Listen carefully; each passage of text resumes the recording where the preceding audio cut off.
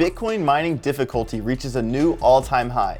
Polkadot's co-founder Gavin Wood steps down, as well as Ripple's lead engineer. And Fidelity makes crypto headlines yet again with plans to hire 100 new employees for their digital assets division. Watch to the end of this video to hear why. My name is AJ Writes Crypto, and this is your nightly crypto news wrap-up. Let's get it. Welcome to BitBoy Crypto, the people's channel and home of the BitSquad, the largest and greatest crypto community in all of the interwebs. Miners are going to need more computing power to mine a block, because the mining difficulty jumped up 3% to a new all-time high.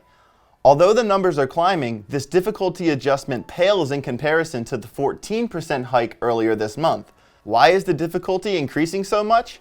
It really all boils down to more competition. The Bitcoin hash rate, or the computational power needed to solve a block, is up, meaning more miners are connected to the network. It's a lot like running a race. The more racers, the harder it is to win, and the greater chance you have against running against someone who's done an Ironman or two. Miners are lagging behind, with profitability declining as they need to sell more Bitcoin than they earn to pay for infrastructure and electricity.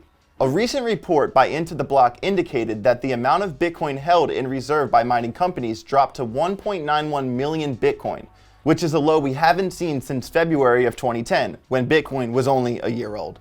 Let's pass it over to our guy Frankie Candles for Market Watch. Thanks, AJ. All right, guys, let's jump in and do a little market watch here. We've got Bitcoin coming in at $19,335, down about 1% on the day. We've got Ethereum coming in at $13.44, down about 1.5% on the day. Now, guys, I do want to bring you over to the Bitcoin chart. Now, this is just a battle between the bulls and the bears. Bitcoin does not want to make up its mind. Now, the higher time frames are still leaning slightly bearish, and with the weekly bullish divergence printing on the SPY, I would have to lean a little bit bullish, at least in the long term, even if we dump in the short term. But I do just want to bring this up because during this sideways action, guys, this is how I've been playing the markets. I've just been setting my key levels and just been trading based off of my bullish and bearish confirmations.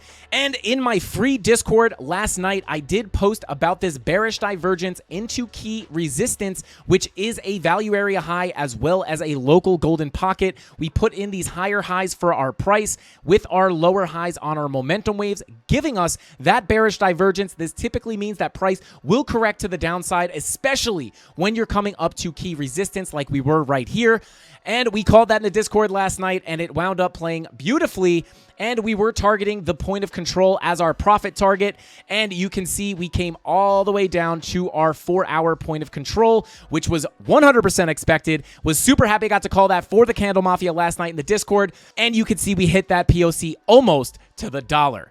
So things are a little boring out there, guys, but that's a perfect example of how you can play these smaller time frames and long the bottom of the ranges and short the top of the ranges so you can make some money while this thing is just bing-bonging sideways. If you guys want to follow me, it's Frankie Candles on YouTube or Frankie_Candles on all socials. Back to the news. Thanks, Frank.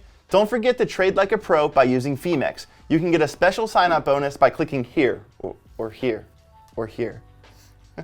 Polkadot's founder Gavin Wood has stepped down from the role as CEO he's had since 2015.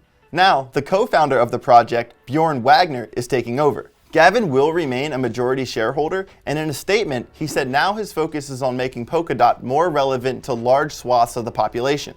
His plan is to focus on chain-integrated social primitives to deliver more Web3 on the platform. Just an FYI, Gavin Wood was an Ethereum co-founder before going on to help create Polkadot and Kusama. In a similar story, Ripple's lead engineer Nick Bogulis is also stepping down after almost 10 years. And unlike Gavin Wood, he's breaking away from blockchain completely and won't be working on DeFi or NFTs at all.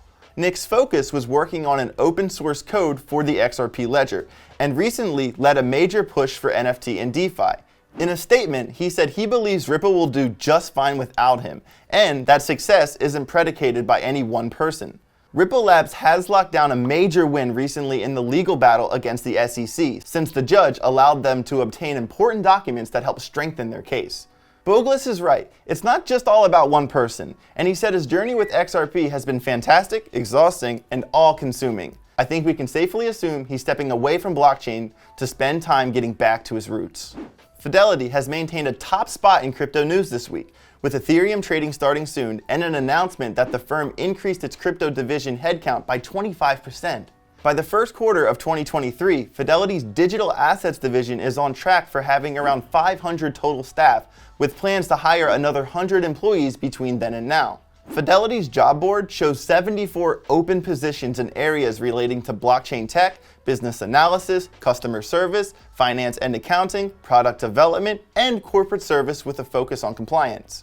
After companies like BlockFi, Coinbase, Gemini, and Crypto.com announced major layoffs after spending too much in the bull market, on the other hand, Fidelity enters the game near the bottom and dives in head first. We're seeing some of the bear market's last shakeouts, and anyone who overexerted themselves in the bull market are switching things up, and those entering the game now have the confidence to jump right in. Bitcoin difficulty is increasing as the competition gets more fierce, and with all these puzzle pieces coming together, the picture becomes clear. The market is getting closer to finding a bottom. That's all I got. My name is AJ Writes Crypto. Feel free to message me on Twitter if you have any questions. I'd be more than happy to help you out with them. Have yourself a great night.